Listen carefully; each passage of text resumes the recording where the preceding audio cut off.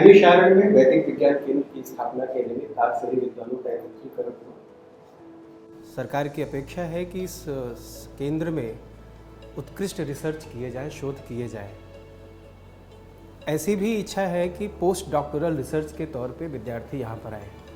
New education policy में और विश्वविद्यालयों में इस संबंध में किस स्तर पर कार्य हो रहा है, किस तरह के रिसर्चर विद्यार्थी हमारे पास आ रहे हैं और सरकार और विश्वविद्यालयों का और यूजीसी का क्या योजना है आगे इस संबंध में, मैं आपसे निवेदन करूँगा। नमस्कार।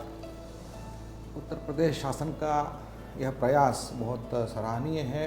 नैमिषारण्य एक ज्ञान स्रोत का केंद्र रहा है, उसमें एक नया एक प्रयोग होने जा रहा है जिससे द्वारा मुझे लगता है कि एक अंतर्राष्ट्रीय स्तर पर एक ज्ञान के सर्जन में एक बहुत प्रगति विकास होने वाला है। केंद्रीय संस्कृत विश्वविद्यालय एक राष्ट्रव्याप्त विश्वविद्यालय है जहां हम 40 से ज़्यादा केंद्र और परिसरों में हम काम करते हैं और केंद्र सरकार के सभी योजनाएं संस्कृत प्रमोशन के लिए है। हम नोडल एजेंसी के रूप में काम करते हैं।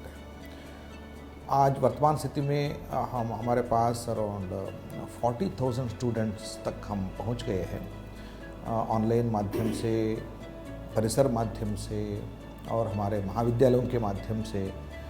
हम इतनी मात्रा में शोध क्षेत्र तक, प्राथमिक शिक्षा से शोध क्षेत्र तक विस्तार कर रहे हैं। उसमें जैसे आपने पूछा, राष्ट्रीय शिक्षा नीति का क्रियान्वयन में एक स्ट्रक्चर और फॉर्मेलिटीज़ हुए वो तो कई विश्वविद्यालयों ने किया है। खास करके संस्कृत विश्वविद्यालय की जिम्मेदारी है कि पारंपरिक विद्या के साथ, प्राचीन भारतीय विद्या के साथ आधुनिकता को जोड़ना। इसका मतलब ये नहीं है कि आधुनिक विषयों को संस्कृत में ट्रांसलेशन करो या प्राचीन विद्या को संस्कृत आधुनिक मॉडर्न में दे दो, ये नहीं है।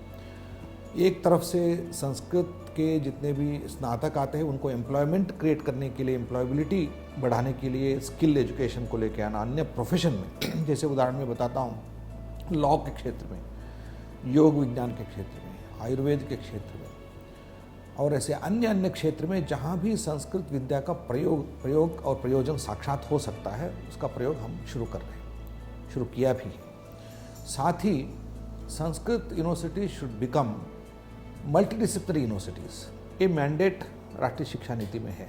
उसको लेकर इसको मल्टीडिसिप्लिनरी कैसे बनाया जाए, इस दृष्टि से केवल शोध क्षेत्र में नहीं अपितु वास्तविक रूप से हमारे विद्यास्थान के स्तर पर भी हम प्रयोग करना शुरू किया है। जैसे उदाहरण बताता हूँ, बीए पहले संस्कृत छात्र पढ़ते थे, अभी BA Sanskrit civil service studies करेंगे, वो सिविल स्टडी के साथ करेंगे। और पहले एलएलबी करते थे बच्चे लॉ स्कूल में, अभी एलएलबी विथ प्राचीन भारतीय विधि शास्त्र के साथ संस्कृत विश्वविद्यालय में कर सकते हैं, कुछ कोर्स कर सकते हैं। ऐसा कुछ हमने प्रावधान किया है, वो ऑनलाइन ऑफलाइन माध्यम में चला रहे। दूसरी बात, शोध की बात। शोध के क्षेत्र में पिछले 3 साल से हमने एक नया प्रयोग शुरू किया है, जहाँ एक नेशनल लेवल में संस्कृत के क्षेत्र में रिसर्च की पॉलिसी बनाई है हमने। रिसर्च पॉलिसी में हमने 5 क्षेत्र को चुना है, द प्रायोरिटीज़ ऑफ रिसर्च। मतलब हमारे कम से कम 300-400 शोध छात्रों को हमने ये बताया कि आपको यदि शोध करना है, इन प्रायोरिटी क्षेत्र में करना है, तो इसमें चुनने का अधिकार आपका है, लेकिन क्षेत्र निर्देशित करने का अधिकार हमारा है। क्योंकि ताकि देश 5 साल 10 साल के बाद ये दिखा सकता है कि इस क्षेत्र में हमारा एक प्रगति है। क्या क्षेत्र है? एक है मैन्युस्क्रिप्ट।